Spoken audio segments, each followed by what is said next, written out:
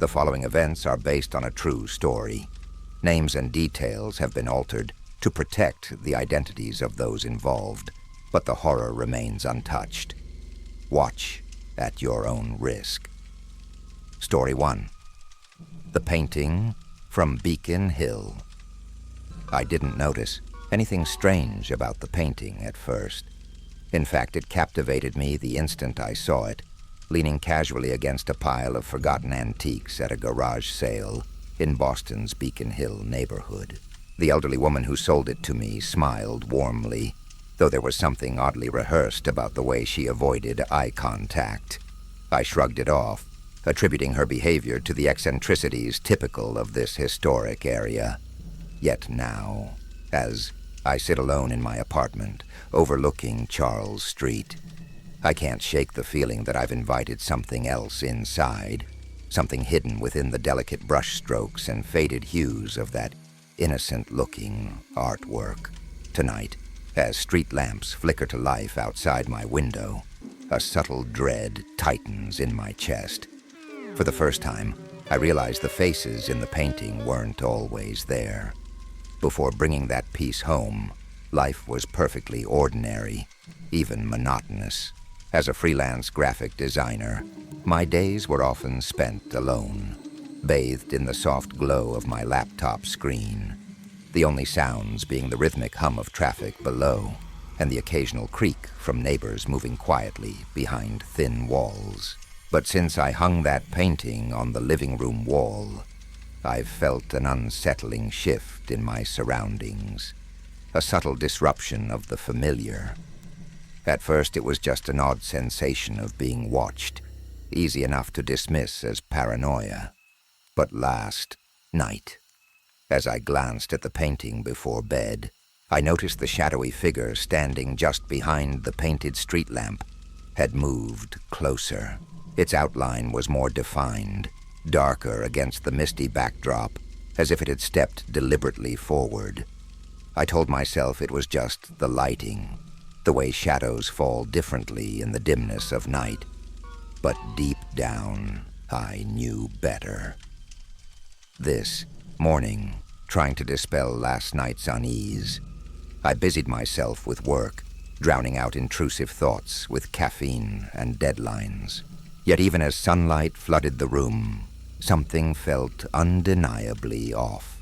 Around noon, while refilling my coffee, a soft thud echoed from the living room. My heart fluttered nervously, but I brushed it aside, probably just the neighbors or an old floorboard adjusting to the seasonal chill. When I stepped back into the room, I froze. The painting hung slightly crooked, angled just enough to suggest it had shifted on its own. Approaching cautiously, I corrected its position, my fingertips tingling strangely when they brushed the cool, textured canvas. The painted figure, previously distant beneath the street lamp, now seemed disturbingly distinct, as though daring me to doubt my own perception. By late afternoon, rational explanations no longer comforted me. Every attempt to concentrate dissolved into anxious glances toward the artwork, convinced I'd catch it mid-shift. The city beyond my window continued its routine, oblivious to my mounting anxiety. Shadows stretched lazily across Charles Street. Traffic murmured gently below, but inside my apartment, the air felt thick, tainted with an unfamiliar scent, something faintly sweet, like decay, masked with perfume. As twilight crept closer, the room dimmed gradually, deepening the shadows on the canvas. I couldn't resist stepping closer again, peering into the murky depiction of Beacon Hill. My breath caught sharply.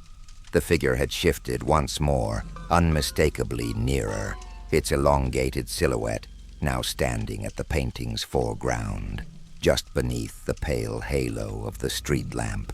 That evening, desperate to reclaim a sense of normalcy, I removed the painting from the wall, wrapping it tightly in an old bedsheet and placing it face down inside my closet. Out of sight, out of mind. I repeated that to myself, hoping it would ease the growing knot in my stomach. For a short while, it seemed to work. I cooked dinner, called a friend to chat aimlessly about weekend plans, and even managed a strained laugh or two. Yet beneath every distraction lingered a dull, persistent unease, whispering that whatever I'd hidden in the closet wasn't truly contained. When bedtime came, sleep eluded me. I lay awake, staring at the darkened ceiling, my thoughts punctuated by distant footsteps and muffled laughter from the street below. Sometime after midnight, I jolted awake to the sound of a door creaking open, softly, deliberately. My pulse raced as I strained to listen, breath shallow, trying to convince myself it was just a dream bleeding into reality.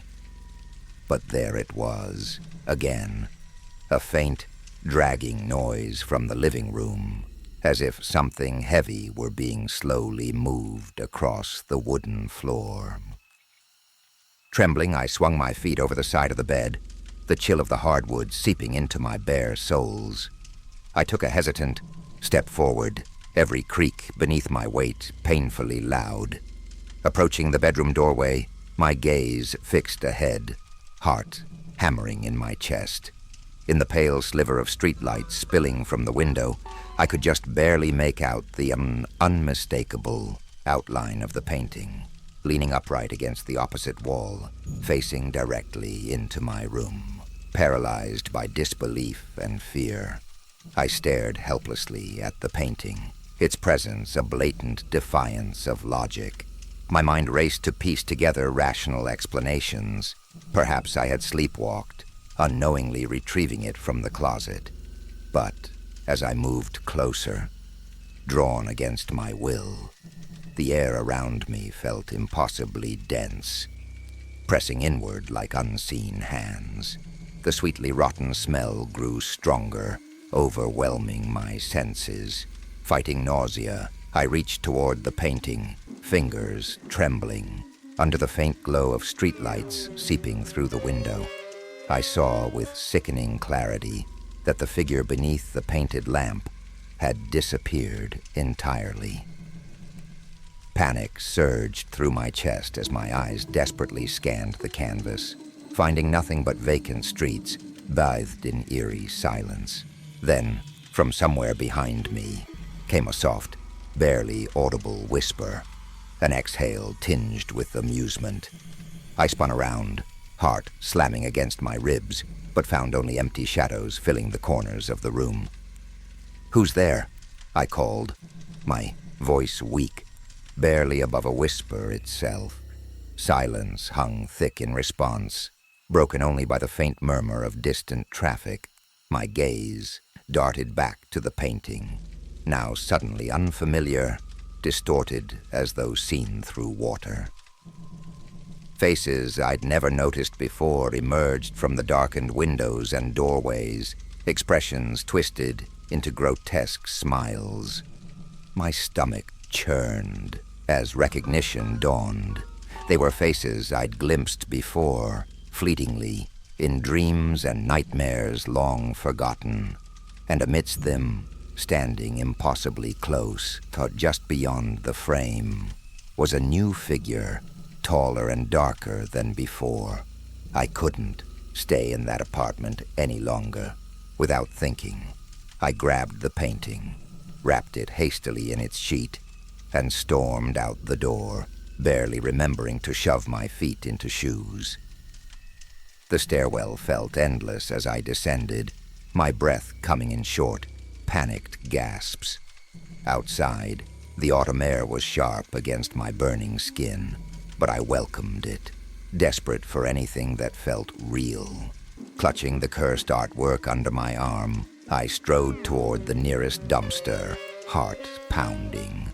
My fingers ached from gripping it so tightly, but I didn't dare loosen my hold, not until I hurled it into the trash, shoving the lid shut with a final, breathless gasp. I turned on my heel and walked away without looking back, determined to rid myself of its presence for good. But deep down, I knew it wouldn't be that easy. I barely slept, dreading what I might wake up to. When morning finally arrived, I hesitated before opening my bedroom door, half expecting to find the painting waiting for me, propped against the wall like an uninvited guest. The living room was empty. Relief washed over me in waves, but it was fragile, held together by the thinnest thread of hope. As the day stretched on, I tried to believe it was over. It wasn't until I returned from an evening walk that the illusion shattered. My apartment door was unlocked. I was sure I had locked it before leaving. Dread coiled in my stomach as I stepped inside. The air was stale, thick with that familiar sickly sweet rot. And there, resting exactly where it had always been, was the painting. Hung perfectly on the wall, its frame untouched, its surface pristine. My vision blurred as a wave of dizziness crashed over me. I hadn't brought it back. I knew I hadn't, yet there it was, exactly where I had first hung it, as if it had never left. My knees nearly buckled as I forced myself to look at the canvas, my breath coming in short, uneven gasps. The street in the painting had changed. The soft glow of the lamp now barely illuminated the scene, swallowed by an encroaching darkness. The faces in the windows were sharper, their grins wider, mocking. But worst of all was the figure. No longer trapped within the painted streets, it now stood just at the edge of the frame, one foot stepping out. A long, blackened hand gripped the inner border of the painting, its fingers impossibly stretched, curling as if testing the air beyond. I ran. I don't remember grabbing my keys, don't remember taking the stairs 2 at a time. My only thought was to get out. The streets of Beacon Hill were quiet at this hour, the gas-lit lamps casting long, ghostly shadows on the brick sidewalks. I didn't stop running until I reached a small all-night cafe, its neon glow a welcome refuge. I sat there for hours, sipping coffee I couldn't taste, unable to shake the feeling that if I returned home, I wouldn't be alone. As dawn broke, I convinced myself that exhaustion had twisted my perception, that fear had painted horrors into my mind that weren't truly there. But as I reached into my coat pocket to pay, my fingers brushed against something unexpected, something textured. My stomach turned to ice as I pulled it out. A small torn corner of canvas. The fabric was frayed, darkened at the edges, as if burned, and though I hadn't seen it happen, I knew exactly where it had come from. Story 2. The Jewelry Box of Lombard Street. I've always loved antiques, but now I wish we'd never stopped at that quirky little sale near Lombard Street. It was our honeymoon, and Emily insisted we bring home something unique, something with history. My eyes settled immediately on an old jewelry box, tucked away between dusty mirrors and porcelain dolls. It was elegantly carved from dark, polished wood, its brass edges glinting under dim, flickering lights. I remember vividly how cold it felt when I first picked it up. The chill seeped through my fingertips, unsettling yet intriguing.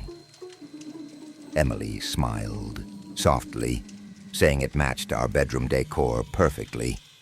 How could we have known it came with more than just history? At first, everything seemed normal. Our apartment, nestled comfortably near the bustling heart of San Francisco, maintained its familiar warmth. Emily would hum softly while arranging our belongings, her voice harmonizing with the distant city sounds drifting through open windows. It wasn't until the third night, while polishing the jewelry box, that she discovered the hidden compartment. Inside lay a single faded wedding ring, tarnished and delicate, along with a small yellowed piece of paper. Her hands trembled slightly as she unfolded it, and I watched her expression shift from curiosity to unease. 2 words were scribbled faintly across the note. "Forgive me." We tried to dismiss it as just a sad relic from a distant past, someone's forgotten regret hidden away for decades. But from that moment onward, an unspoken tension settled over our home, subtle yet undeniable. It started with little things: a door creaking gently open when neither of us was nearby, or the faint sound of whispering voices as if carried in on the foggy night air. I rationalized it as old building noises or echoes from the busy streets below, but Emily became increasingly unsettled. She would sit awake at night, staring at the jewelry box, her eyes hollow and reflective in the dim glow of our bedside lamp. Within days, the apartment itself seemed to shift, subtly turning hostile. The air grew colder, heavier, filled occasionally with an unexplained fragrance, a bittersweet blend of jasmine and decay. I found myself startled by shadows dancing at the corners of my vision, shapes that twisted and moved too quickly to identify clearly. Emily insisted she heard someone softly sobbing from inside the walls, quiet but filled with anguish. I assured her it was stress, fatigue, perhaps an overactive imagination sparked by the mysterious note we'd found. But privately, I began to wonder if something truly unsettling had entered our lives. Then came the night that changed everything. The night rational explanations finally failed us. I woke suddenly to the sensation of someone standing beside our bed. At first, I assumed it was Emily, restless again. But when I opened my eyes, I saw her sleeping peacefully next to me, her breathing soft and rhythmic. A chill prickled down my spine as I turned slowly, scanning the dim room. In the shadows near the doorway stood a silhouette, thin, rigid, motionless, watching us silently. My heart hammered against my ribs. I reached out blindly, shaking Emily awake, but the figure vanished the instant she stirred. She looked at me, bewildered, as I stumbled out of bed, flipping the lights on, revealing nothing but empty space and lingering dread. After that, our relationship began to fray, worn down by sleepless nights and hushed arguments. Emily became distant, her eyes often glazed, staring past me as if searching for something or someone I couldn't see. Conversations turned into tense exchanges filled with miscommunication and mistrust, as though an invisible force twisted our words into accusations. One afternoon, as I entered our bedroom, I froze, struck by a sense of intrusion. The jewelry box lay open on the dresser, its velvet lining shredded violently, as though torn by desperate fingers. The faded wedding ring sat neatly beside it, gleaming faintly, mocking the fragility of our new marriage. Desperate for answers, I retraced our steps to the antique sale on Lombard Street, only to find the shop mysteriously shuttered and abandoned, its windows opaque with grime. Locals shrugged indifferently when I questioned them, as though the place had never existed at all. Back home, things worsened rapidly. Emily started whispering to herself, pausing mid-sentence as if responding to a voice I couldn't hear. One evening, I found her standing in front of our bathroom mirror, motionless, eyes wide and vacant, murmuring softly. When I touched her shoulder, she recoiled sharply, as if burned by my touch. "Don't you see her?" she asked, her voice trembling, eyes fixed on the mirror's empty reflection behind us. Sleep became impossible. Night after night, strange noises echoed relentlessly through our apartment. Muffled sobs, soft footsteps pacing just beyond our bedroom door. Even worse was the smell, intensifying nightly. The oppressive mix of sweet decay and jasmine grew nauseating, lingering in my throat long after dawn arrived. Then came the scratches. Gentle at first, like fingernails grazing softly against wood, gradually becoming frantic, violent, clawing desperately from within the walls. Emily begged me to leave, to escape whatever haunted us, but stubbornness and confusion anchored me there, unwilling to surrender our home and our marriage to the nightmare that had seeped into every corner of our lives. The final night shattered any lingering doubts. I woke to find Emily sitting upright in bed, her breathing ragged, her eyes fixed on the jewelry box at the foot of the bed. "She wants you to leave," she whispered, voice hollow, almost unrecognizable. My pulse pounded as I followed her gaze. The box was open, but the ring was gone. A sharp, bitter wind howled through the apartment despite the windows being shut. Then, from the darkness, a voice, low, pleading, desperate, whispered directly into my ear, "Forgive me." I jerked back, spinning wildly, but the room was empty. Emily, still frozen in place, simply stared at me, her expression unreadable. Then, as if yanked by invisible hands, she was dragged violently off the bed, her body hitting the floor with a sickening thud. I lunged to grab her, but something unseen wrenched me backward, slamming me against the dresser. The jewelry box crashed to the floor, that is splitting open, and from within, a cascade of brittle, yellowed photographs spilled out. Images of a woman, her face eerily similar to Emily's, standing beside a man whose eyes were hollowed into deep, ink-black voids. Emily screamed, clawing at the floor as invisible fingers curled around her wrists, dragging her toward the open bedroom door. I scrambled forward, grabbing her waist and pulling with all my strength, our screams blending into a cacophony of terror. Then, as suddenly as it had begun, the force released her. Emily gasped, her body trembling violently in my arms. The apartment fell silent. No whispers, no sobs, just the ragged sound of our breathing. My eyes darted to the jewelry box, its broken lid resting in a heap of scattered photographs. And then, beneath the pile, I saw it, the missing ring. But it wasn't on the floor. It was on Emily's finger. Her breath hitched as she noticed it, her pupils dilating in horror. I didn't put this on," she stammered, clawing at her hand, trying to yank it off. But it wouldn't budge. Her skin grew paler by the second, as if the ring itself was draining the warmth from her body. "I don't remember how we got out of the apartment. I just know we ran, bolting down the stairs and out into the night, leaving everything behind. We never returned.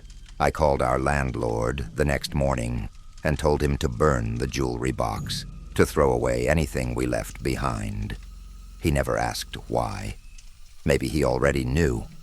Maybe others had left before us. But even now, miles away from Lombard Street, I wake to the sound of soft whispers curling around the edges of my dreams. And every morning, Emily wakes up with the faint outline of a ring on her finger, no matter how many times she's washed her hands, no matter that the ring is long, long gone. Story 3. Mirror on Michigan Avenue. I never thought a simple estate sale on Michigan Avenue would alter my life so profoundly. It was just supposed to be a quick stop on my way back to campus. The momentary distraction from midterms and caffeine binges. Yet from the instant my eyes caught the reflection in that ornate Victorian mirror, I felt strangely compelled. The aged silver frame was detailed with twisting vines and delicate, almost lifelike roses. Without hesitation, I handed over the money, unaware that I was also handing over something far more precious. Initially, the mirror was my prized possession, adding elegance to my otherwise drab dorm room. It stood near my bed, catching the soft golden light of sunset, creating a comforting glow each evening. My roommate, Emily, joked it was too fancy for our tiny space, but secretly, I could tell she admired it, too. However, it wasn't long before something shifted. One morning, brushing my hair before class, my reflection blinked just once. After, I'd already turned away. I spun back immediately, heart hammering, only to see myself staring back, wide-eyed and perfectly normal.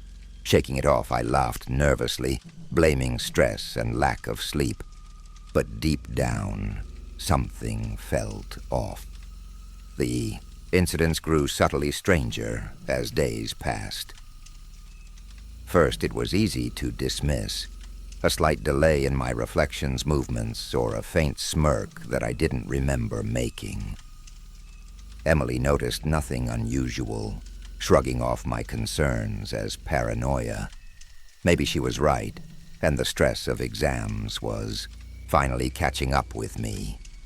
But then came the morning when I caught my reflection slowly turning its head to watch me leave the room, eyes filled with curiosity rather than mimicry. My blood ran cold.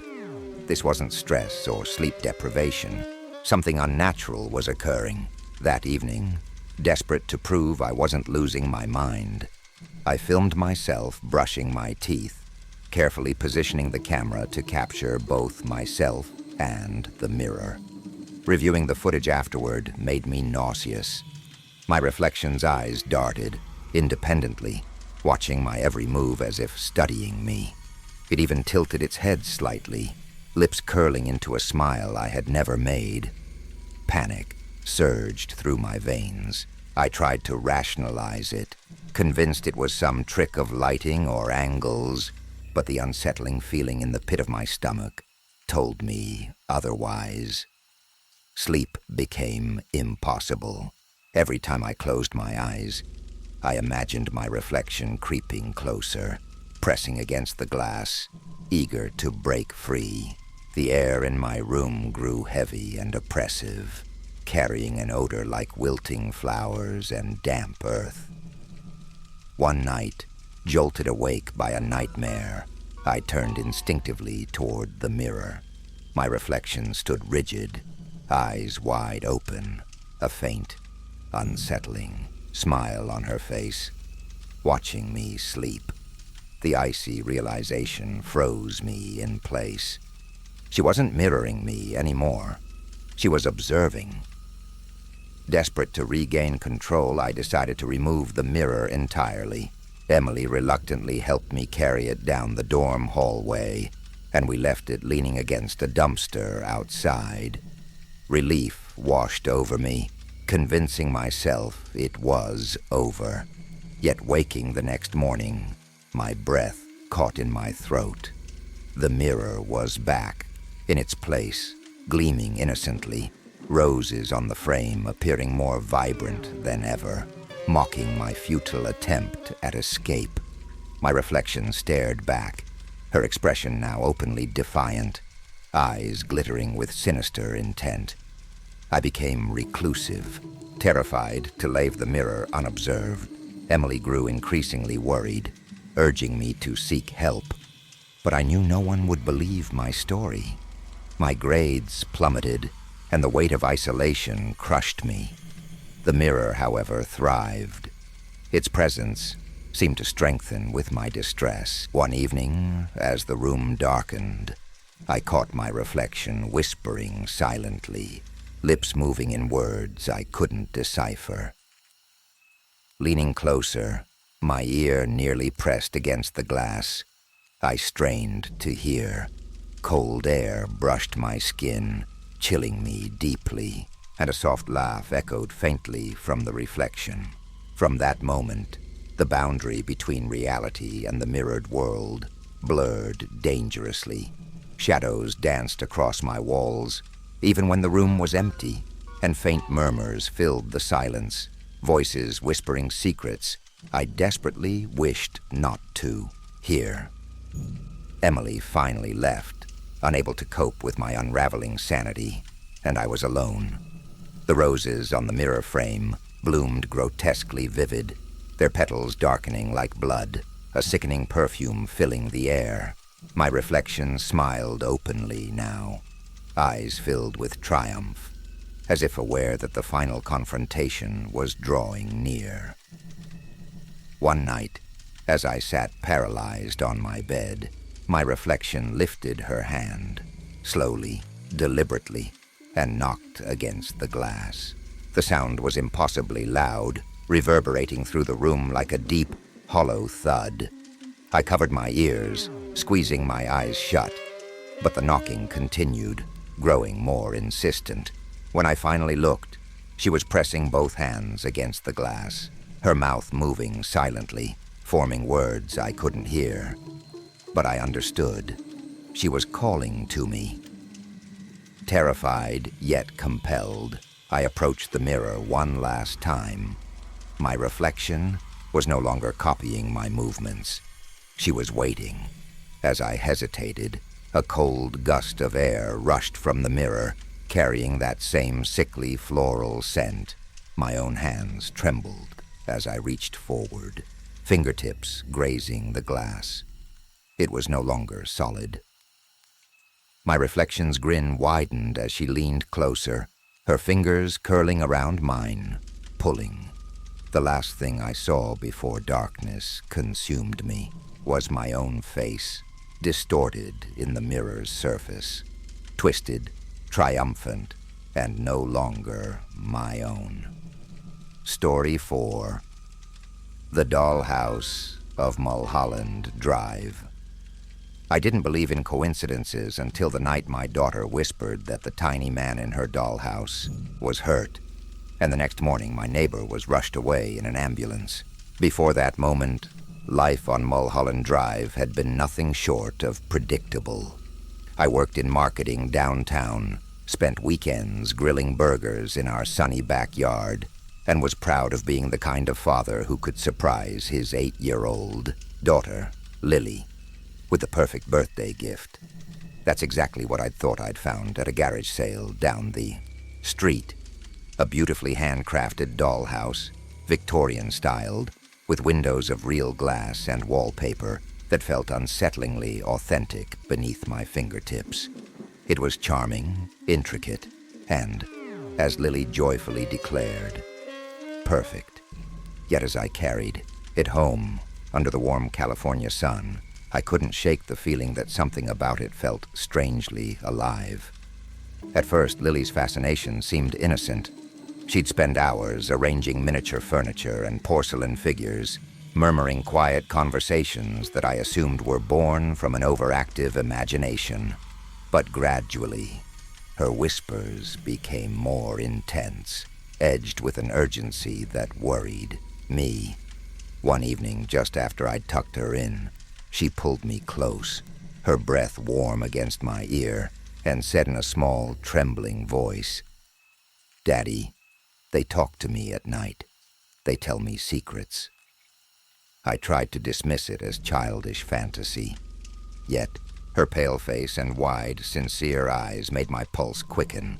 Later that night, as the house lay silent around me, I swore I heard faint laughter drifting down the hallway. A delicate, tinkling sound, like porcelain gently tapping against porcelain. By the following morning, the unsettling events had already slipped into the back of my mind, dismissed as tricks played by fatigue or anxiety, until I stepped outside to fetch the newspaper and saw the flashing red and white ambulance lights reflected on our neatly trimmed lawn. Neighbors crowded the sidewalk, their faces pale, expressions a mixture of shock and morbid curiosity. It was Greg Sullivan, our next-door neighbor, healthy, active, barely 50. He'd collapsed inexplicably while working in his garden. The paramedics lifted him onto a stretcher, his limp hand dangling lifelessly at the side, sending an involuntary shiver down my spine. Lily's words echoed back, chilling and impossible. The tiny man in the dollhouse was hurt. I shook off the disturbing connection, desperate to find comfort in rationality.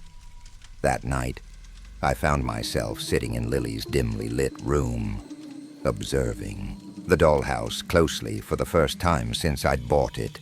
It stood eerily illuminated by her bedside lamp, shadows stretching long and grotesque across the wall. As I studied it, the craftsmanship struck me as disturbingly meticulous. The carved wooden railing felt cold and unnaturally smooth beneath my fingertips, and the tiny lace curtains seemed to move gently, as though brushed by an invisible breeze. I leaned closer, squinting into the miniature living room, and felt my heart skip. A tiny porcelain figure stood near the fireplace, its delicate features twisted into an expression of pain that seemed all too familiar. It was unmistakably a miniature Greg Sullivan, frozen in a moment of agony. My pulse quickened as I picked up the tiny figurine, inspecting it closely under the pale glow of Lily's bedside lamp. The face was undeniably Greg's, the same thick mustache, the tiny wire-rimmed glasses delicately placed on his porcelain nose. My throat tightened as a rational voice inside me scrambled for explanations. Perhaps the dollhouse was custom-made by someone local, crafted specifically to resemble neighborhood families. But even as the thought formed, doubt gnawed at its edges. Who would go through so much trouble? And why would something so exquisite end up at a random garage sale? As I set the figure back inside, my fingertips brushed the smooth, cold wood floor of the dollhouse, and I recoiled involuntarily, feeling inexplicably watched by countless tiny, unseen eyes. Days passed, and despite my unease, Lily's attachment to the dollhouse only deepened. She began withdrawing, speaking less at meals and playing obsessively with the tiny family, murmuring in hushed tones that ceased abruptly whenever I entered her room. Concerned, I tried to distract her with outings and other toys, but nothing broke the spell the dollhouse seemed to hold over her. Late one afternoon, as the orange sunset painted shadows across our walls, I stood in the kitchen preparing dinner, lost in troubled thoughts. Suddenly, Lily appeared, silently beside me, her face pale and expressionless, her eyes locked on mine with unsettling intensity. "Daddy," she whispered softly, her voice barely audible above the low hum of the refrigerator. "The lady in the dollhouse says someone's going to leave us tonight." A chill surged through me, sharp as ice, freezing the breath in my lungs. Kneeling quickly, I took Lily gently by the shoulders, forcing myself to smile, even as my voice trembled slightly. "Sweetie, the dollhouse isn't real. Those are just toys. Beautiful toys, but nothing more." She stared back at me blankly, her expression unchanged, as if my words had passed through her without leaving a trace. A terrible silence stretched between us until she finally turned away and walked slowly toward her bedroom, leaving a lingering sense of dread in her wake. That evening, I found myself, restless and on edge, repeatedly glancing toward Lily's room at the end of the hall, fighting the irrational impulse to check the dollhouse again. Nightfall settled heavy and oppressive over Mulholland Drive, transforming the familiar neighborhood into a landscape of shadows and half-seen movements. Unable to sleep, I paced the house quietly, pausing by each window to peer nervously into the darkness outside. Every creak of the old floorboards beneath my feet seemed magnified, every ticking of the clock unusually loud. At some point, exhaustion won out, and I must have drifted into an uneasy slumber on the living room sofa. I awoke abruptly to the faint musical whisper of porcelain tapping, soft, rhythmic, coming unmistakably from Lily's room.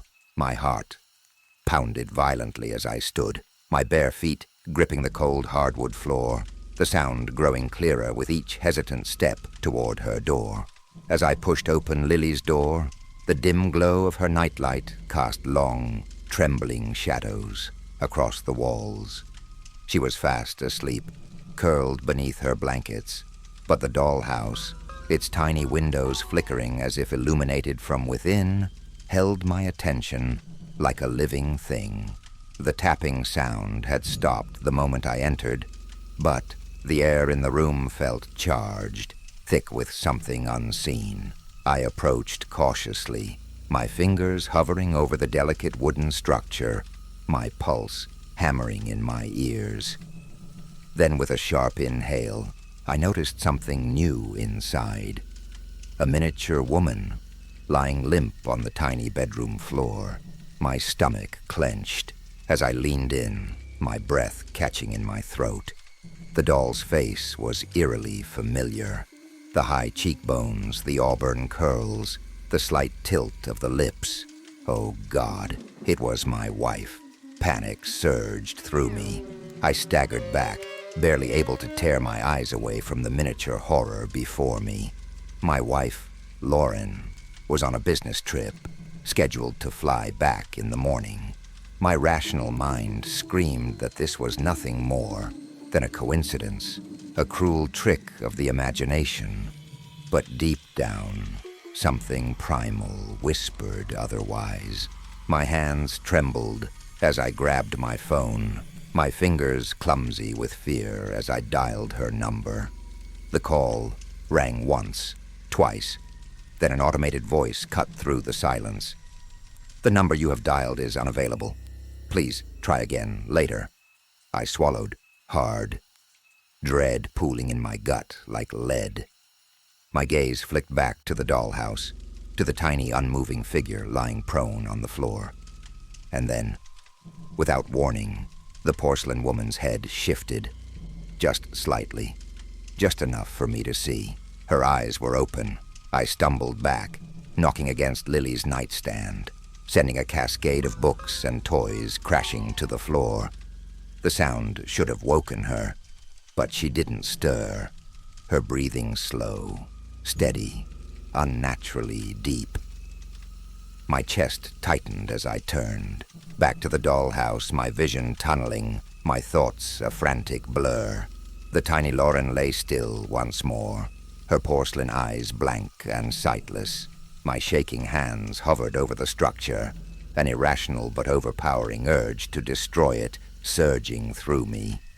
But just as my fingers brushed the rooftop, my phone vibrated violently in my pocket. I snatched it up, my breath coming in ragged gasps as I saw Lauren's name on the screen. Relief hit me like a wave until I answered and heard only static. Then beneath the crackling interference, a whisper, "I'm still inside." The line went dead. My pulse pounded in my ears, my mind screaming against the impossible. Without hesitation, I bolted from Lily's room, grabbing my car keys with trembling hands. I needed to get to the airport, to find Lauren, to prove to myself that this was all some terrible misunderstanding. But as I reached the front door, something stopped me cold. There, in the dim moonlight filtering through the window, stood the dollhouse, no longer in Lily's bedroom, but perfectly centered in the middle of the living room floor. The tiny front door was open. Inside, all the figures were gone. My breath hitched as the realization set in like ice in my veins. Somewhere, impossibly close, something else was watching, listening, waiting. And then from behind me, I heard the faintest sound of porcelain tapping against the floor. Story 5. The Clock. From Bourbon Street. I used to think antiques were charming, just innocent relics carrying forgotten stories from someone else's life. That changed the night I bought the clock. It stood out immediately at a bustling garage sale in New Orleans' French Quarter, towering and ornate, its mahogany wood etched with unsettlingly vivid carvings. Faces, twisted in expressions I couldn't decipher, intertwined with roses and thorny vines that looked almost alive. Strangest of all, the clock's gilded hands were frozen precisely at midnight, as if time itself had died within its elegant frame. My life was simple enough before the clock. I ran a small marketing firm from my apartment on Bourbon Street, spending long days glued to my laptop, chasing deadlines, coffee fueling my late nights. The vibrant chaos outside, the jazz music, drunken laughter, street performers, was usually just white noise against the routine solitude inside. I had never experienced anything unusual here beyond the occasional drunk knocking at the wrong door or the rhythmic creaking of old wood floors late at night. But after hauling that towering antique upstairs, placing it carefully in my living room, I sensed a change in the air, a quiet heaviness that settled into every corner, like humidity before a storm. At first, the peculiar feeling seemed easy to dismiss. It was likely just my imagination, heightened by the clock's intimidating presence. Rationalizing, I reminded myself it was nothing more than old wood, intricate craftsmanship, and gears, coated in decades of dust. Eager to shake the odd sensation, I decided to restore its function, carefully winding the heavy brass key hidden inside a tiny compartment in the clock's body. The internal mechanisms groaned in protest, then fell silent. Disappointed, I figured the mechanism was broken, but just as I turned away, a sudden resonant chime filled the apartment, echoing with perfect clarity as the hands resumed their halted journey from midnight.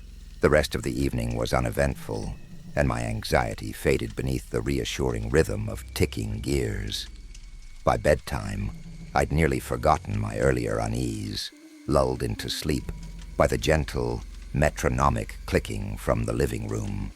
But then, abruptly and inexplicably, I awoke, my eyes snapping open, heart pounding like a fist inside my chest. I squinted through the gloom at my phone. Exactly midnight. Confused and unnerved, I sat up, straining to identify what had disturbed my sleep. Then, from the living room, I heard it. The unmistakable creak of the clock's heavy cabinet door slowly swinging open. I froze, every muscle in my body tightening in alarm. My breath slowed instinctively as I strained to listen, desperate to rationalize the sound. Perhaps I'd forgotten to latch it properly. Perhaps vibrations from passing traffic had nudged it open. Yet deep down, neither excuse seemed convincing. Swallowing hard, I swung my legs out of bed, the bare wooden floor icy beneath my feet, as I stepped cautiously toward the living room. A chilling draft brushed past me, stale and musty, carrying with it the faint scent of something metallic, something disturbingly like rusted iron. From the hallway, I could see the clock clearly, bathed in moonlight filtering through the balcony windows. Its carved faces appeared warped, almost anguished, under the pale glow. The cabinet door hung ajar, swinging gently, as if pushed by an unseen hand. Before I could approach further, shadows began to shift along the walls, stretching and distorting in ways that defied the logic of the dim streetlight outside. I held my breath as the darkness took shape, silhouettes emerging from nothing, gradually sharpening into unmistakably human forms. My pulse thundered in my ears as I watched, paralyzed by disbelief and dread. 4 shadowy figures materialized into an unsettling clarity. 2 men and 2 women, dressed in clothing from another era, long gowns and tailored suits that belonged to a century-long past. Their features remained obscured by darkness, but their movements were strangely precise, repeating like actors trapped in a grim performance. My eyes widened in horror as one of the figures, taller than the rest, suddenly lunged forward, his hand thrusting violently downward, over and over. Though no sound escaped their shadowy mouths, I felt the silent screams reverberate in the marrow of my bones. Helplessly, I stood transfixed, witnessing the spectral act of violence replayed before me, knowing instinctively that I was watching the echo of a real, horrifying event. My breath hitched painfully as the attacker's shadow withdrew, leaving the other figures writhing slowly in silent agony. Suddenly, as quickly as they'd appeared, the shadows evaporated into nothingness, leaving only oppressive silence and the quiet ticking of the clock. My apartment seemed colder now, tainted by an unshakable darkness, and I knew with sickening certainty that I'd just watched history replay itself. A crime that had occurred precisely here, exactly 100 years ago. I staggered backward, my breath coming in shallow gasps as I tried to make sense of what I had just witnessed. My apartment, this very space, had been a crime scene. The realization sent a sickening chill down my spine. My rational mind screamed for explanations. A trick of the light, a hallucination brought on by exhaustion. But deep inside, I knew the truth. The clock hadn't just been an antique relic, it had been a witness. And now, it was something more. It had become a portal, a window into something long buried, yet unwilling to be forgotten. My gaze snapped back to the clock. The hands, which had been frozen at midnight before, were now slowly ticking forward, as if time itself had restarted. The air around it felt charged, humming with an unseen energy that made my skin prickle. I wanted to run, to leave the apartment and never return, but something rooted me in place. A creeping sensation prickled at the back of my neck, the undeniable feeling that I was being watched. I turned slowly, dread coiling in my gut.